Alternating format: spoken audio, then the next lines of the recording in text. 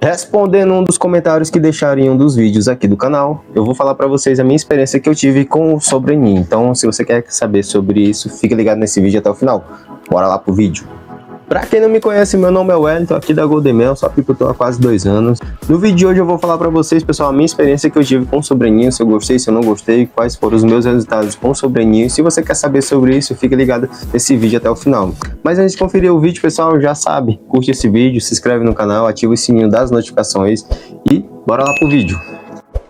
Para quem não conhece, pessoal, essa estrutura tem a mesma dimensão do ninho, então são 51 centímetros, né, de lateral com 41 de frente, né? A altura dela são 24 centímetros e meio, mesma altura do ninho. Essa estrutura aqui, ela vai sobre o ninho, por isso sobreninho. Para que serve esse sobreninho, pessoal? Para aumentar a área de postura da rainha, né, fazendo com que o enxame fique bem maior, bem mais desenvolvido. Então a rainha tem muito mais espaço para botar postura não só no ninho que está abaixo, como no sobreninho. Aqui geralmente ela coloca 7, 8 quadros, um cria, né? E no sobreninho mais ou menos isso também, de 8, 9, e o restante ela coloca de alimento, né? As abelhas depositam alimento. Então essa estrutura, pessoal, faz com que o enxame fique bem mais forte, bem mais desenvolvido, fazendo com que você também aumente a quantidade de abelhas dentro da colmeia e, consequentemente, aumente a produtividade, seja de pólen, de mel, de própolis e qualquer outro produto que vocês forem trabalhar com as abelhas. E nesse ano, pessoal, no começo do ano, eu tive a minha primeira experiência de utilização do sobreninho, né? Eu utilizei 2 métodos para poder estar fazendo o desenvolvimento da postura da rainha no sobreninho. Esses 2 métodos foram quais? Um dos métodos eu utilizei o método da cia da abelha, para vocês verem que eu sigo muita coisa que o professor ensina, né, nos seus vídeos, no seu canal, então eu não tenho só crítica, eu tenho elogios para o professor Armindo. Um abraço, professor. Nunca nem vi. Então, um dos métodos que eu vi, que eu fiz primeiro, foi o método do professor, que é tirar dois quadros de postura do ninho e colocar esses 2 quadros de postura no meio, no centro do sobreninho, e colocar um quadro de alimento vindo do ninho aqui em cima. E os quadros que foram removidos, que foram retirados do ninho, preencher eles com cera alveolada, né? Então, eu fiz esse método. Eu fiz em 4 enxames primeiro. Eu gostei. A princípio eu não tinha um parâmetro para saber qual método seria melhor, né? Porque depois eu vi um outro método de trabalhar com sobreninho, que foi do professor Afonso Aldério. Depois eu vou falar para vocês, pessoal, quem é essa pessoa. É um professor que está há 40 anos de fato na apicultura. Ele é engenheiro agrônomo formado, tem mestrado e doutorado em apicultura. Ele é apicultor também, né, há 40 anos, tem mais de 3.000 colmeias. Ele é do Ceará, lá do Limoeiro do Norte. Então eu vou falar muito dele aqui no meu canal, que eu acho muito bacana. A metodologia dele, a forma de ensinar dele também é muito bacana. Então fica ligado no nosso canal que você vai conhecer esse professor que é muito bacana, tem muito conhecimento para passar. Enfim, voltando ao assunto, pessoal, depois eu conheci esse método do professor Afonso Aldério, né, que é fazer o método em X. Só que esse método em X, ele ensina a fazer esse método em X para a utilização de você fazer divisões, né? Ele não ensina para você fazer o fortalecimento de um enxame só, né? Ele faz esse método para você, depois do fortalecimento desses enxames, ele faz a divisão. Remove o sobreninho, traz uma tampa e um assoalho, coloca no lugar da caixa-mãe e a caixa-mãe vai para outro local, porque o sobreninho vai ficar com as campeiras, que é como se fosse uma simulação da enxameação da caixa-mãe, né? Então a caixa-mãe sai de lugar, vai para outro, e a caixa-filha, que é o sobreninho, vai ficar no lugar da caixa-mãe. Essa utilização, pessoal, ele faz o seguinte, ele tira do ninho. Vou pegar outro sobreninho aqui. Ele faz o seguinte, pessoal. Ele retira 5 quadros da metade do ninho aqui, como se fosse o ninho. Aqui é o ninho, aqui é o sobreninho. Ele retira, ele chega na frente da colmeia, bota o sobreninho em um suporte, um cavalete, em algum local, tira 5 quadros do sobreninho. Nos 5 quadros, eles estão compostos somente com cera alveolada, né? Então ele tira 5 quadros para fora. O enxame, composto com 10 quadros, ele vai remover 5 quadros de uma única lateral. Então ele vai tirar 1, 2, tirou esse 1, 2, ele já vai colocando na mesma sequência, ele já vai colocando aqui. O último, ele já vai colocando naquele local. O nono, ele coloca lá também. O oitavo, ele coloca lá no sobreninho. O sétimo também lá. E o sexto coloca também lá. Com as abelhas incrustadas. Não removam as abelhas não. Sempre vocês colocam com as abelhas e o que tiver lá. Vocês fazem isso. E as lâminas de cera, ele vai colocar essas lâminas de cera desse lado e desse lado. Então, ele vai colocar as 5 lâminas de cera que ele tirou desse lado, vai colocar nesse outro lado, e os quadros com cria, com alimento, ele vai colocar desse lado. E aí, ele vai fazer o seguinte, coloca o sobreninho, ele coloca o sobreninho acima do ninho, e isso vai formar um X, né? Que vocês vão perceber que aqui tá os 5 quadros com postura, desse lado, e desse lado os outros 5 quadros, então vai formar como se fosse um X. Ele quebra o enxame em 2, né? Ele quebra o enxame em 2. E como as abelhas não gostam de nada bagunçado, elas vão puxar muito mais rápido, tanto para esse lado como para esse outro lado. Isso foi na teoria, pessoal. Eu fiz esse método também, pessoal, lá no apiário em 4 enxames, né? Coloquei dessa mesma forma aqui que vocês acabaram de ver, né? Os enxames estavam já bem populosos, né? E aí eu continuei com a alimentação pesada neles. Esperei o resultado, né? E eu vi, pessoal, que nesses 4 enxames que eu fiz esse método, eu não tive um bom resultado, né, a princípio. No próximo manejo pré-safra, eu irei fazer esse mesmo método e ter uma segunda opinião, né, fazer um segundo teste para ver qual será o meu resultado com a utilização do sobreninho no método em X. Por que eu não tive um bom resultado? Eu percebi que elas não puxaram, elas puxaram, mas não puxaram tanto a postura, tanto no ninho. Em cima, eu tive melhores resultados, em cima do que embaixo. Em cima, praticamente todas puxaram 100%.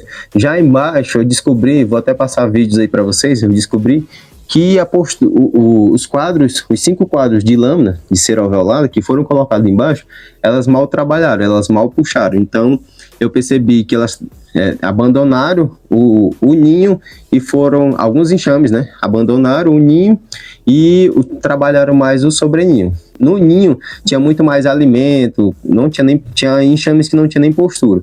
Era pólen, mel e lâminas de cera ainda para puxar. Então elas não trabalharam tanto o ninho, trabalharam mais o sobreninho. Mesmo com a alimentação, elas preferiram o sobreninho.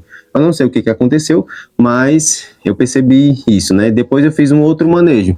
Eu coloquei os quadros com cria que estavam no sobreninho, coloquei todos para baixo, e os quadros que estavam com alimento, pólen, mel, lâmina de cera, eu tirei todos, botei todos os quadros com postura aqui embaixo, botei algumas lâminas de cera entre, por exemplo, no sétimo e no terceiro quadro, e deixei o ninho mais no centro. Então eu fiz dessa forma e botei todos os outros quadros para cima. E alguns enxames eles desenvolveram bem embaixo, e depois começaram a trabalhar em cima. Um enxame em específico não trabalhou mais o sobreninho, trabalhou somente o ninho.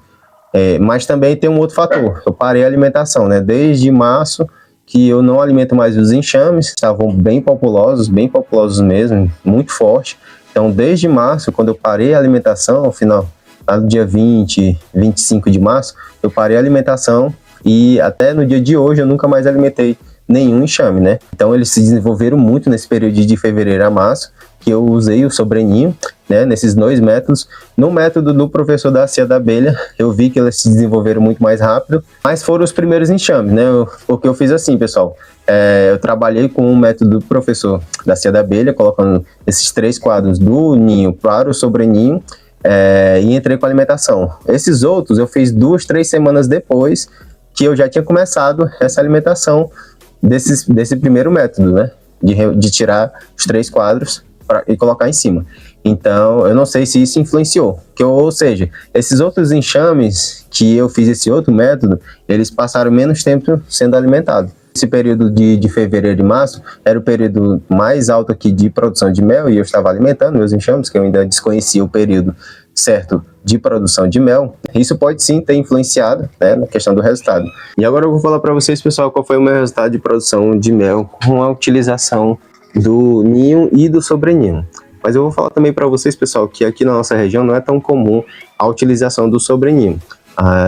Os apicultores, os grandes apicultores aqui, eles só trabalham apenas com o ninho, né? E geralmente eles colhem de 1 a 2, estourando 3 melgueiras por cada enxame. E com a utilização do ninho e sobreninho, pessoal, nesse período, no período da safra principal, não colhi nada. Depois que eu fui descobrir, porque eu fiz todo o meu manejo baseado no período do calendário apícola da Companhia da Abelha e acabei errando, né? Se você ainda não conferiu, vou deixar aqui na descrição do vídeo, onde eu explico melhor sobre o calendário apícola que eu segui e acabei errando. Mas voltando aqui pro vídeo. Então, na safra principal, eu não colhi nada de mel, né? Eu esperei, eu achava que em abril eu ia começar a ter mel entrando, né? Conforme o calendário que eu acabei seguindo, mas eu errei. Então eu parei a alimentação de finalzinho de março, eu parei a alimentação, então desde março, final de março, até o dia de hoje, até outubro, eu nunca mais alimentei meus enxames, né? Eu vi que pelo fato de eu ter fortalecido os enxames nesse período, fez com que os enxames tivessem força suficiente para aguentar esse período da escassez, né? Que foi esse período de principalmente, que eu percebi, principalmente ali, abril e maio foi o período que mais teve, o período mais escasso aqui na nossa região, né? Porque, né, eu percebia que mesmo colocando a melgueira em cima, eu deixei melgueiras em cima, elas não trabalharam essa melgueira de forma alguma, não entrava nada de néctar, né? O que tinha de alimentação era da alimentação artificial no sobreninho, né? Mas na melgueira mesmo não tinha nada. E aí eu tive sempre essa observação durante todo esse período, toda semana eu ficava observando como estava o desenvolvimento dos enxames e nada de desenvolver a entrada de mel, né? Nesse período de abril e maio, percebi que foi o período que mais crítico aqui para nossa região, onde fica o apiário. Já em junho começou a entrar néctar, né? Um pouquinho, mas começou a entrar. No período de junho começou a entrar néctar, até final de junho eu pude colher umas 2, 3 melgueiras, né? Eu vou colocar vídeo aí para vocês também. Em julho eu colhi mel também, já um pouquinho a mais, se não me engano foram umas 3 melgueiras também. Já em agosto também eu colhi mel, agora em setembro foi a última colheita que a gente fez. Então nesse período de junho, final de junho até hoje, né, que é o período da safrinha de mel aqui na nossa região, eu tive um bom resultado. Teve enxames que eu colhi 5 melgueiras, não topadas, não totalmente cheia, né? Se eu for botar assim cheia dá umas 3 melgueiras e meia, ali no máximo 4 melgueiras cheias mesmo, topado, pesada mesmo. Mas eu teve um enxame que é o nosso enxame número 1, e eu colhi 5 melgueiras dele. 5 ou 6 melgueiras desse meu primeiro enxame. Teve enxames que eu colhi apenas uma melgueira e nem foi totalmente cheia. Teve um enxame específico que eu não colhi nenhum mel, né? Teve um enxame só. Colhi apenas alguns quadros que estavam percolados desse enxame, né? Então não colhi tanto mel desse enxame, mas teve enxame que eu colhi uma melgueira e meia, 2 melgueiras, né? Então, pela minha média, deu para colher uma melgueira e meia a 2 melgueiras por cada enxame, pela minha média, né?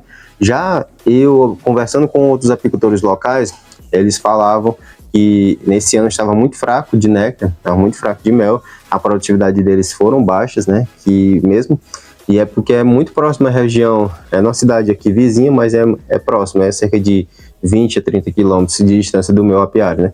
Mas eu percebi, esses apicultores que estão até mais tempo do que eu, falaram que não tiveram bons resultados, né? Eles mal colheram uma melgueira.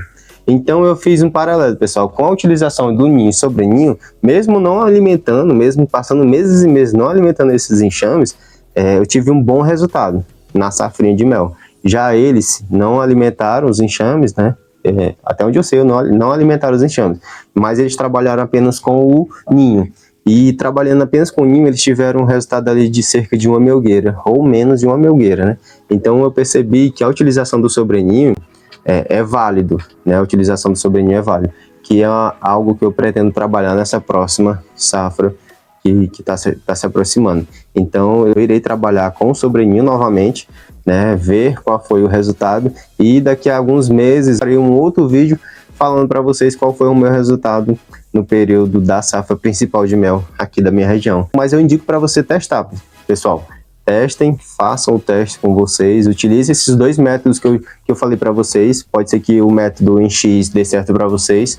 Eu vou fazer novamente, né, o método em X no mesmo período para ver qual que vai se sair melhor. Então, era esse o vídeo, pessoal, que eu queria deixar para vocês. Comenta aqui embaixo, pessoal, o que vocês acham da utilização do sobreninho. Vocês usam sobreninho? Vale a pena utilizar o sobreninho ou não? Deixa aqui nos comentários qual a sua opinião sobre a utilização do sobreninho e qual método vocês utilizam. Esse mesmo método da Companhia da Abelha, que é colocando 3 quadros do ninho para o sobreninho, ou vocês já conheciam esse método em X, colocando uns 5 quadros do ninho no sobreninho?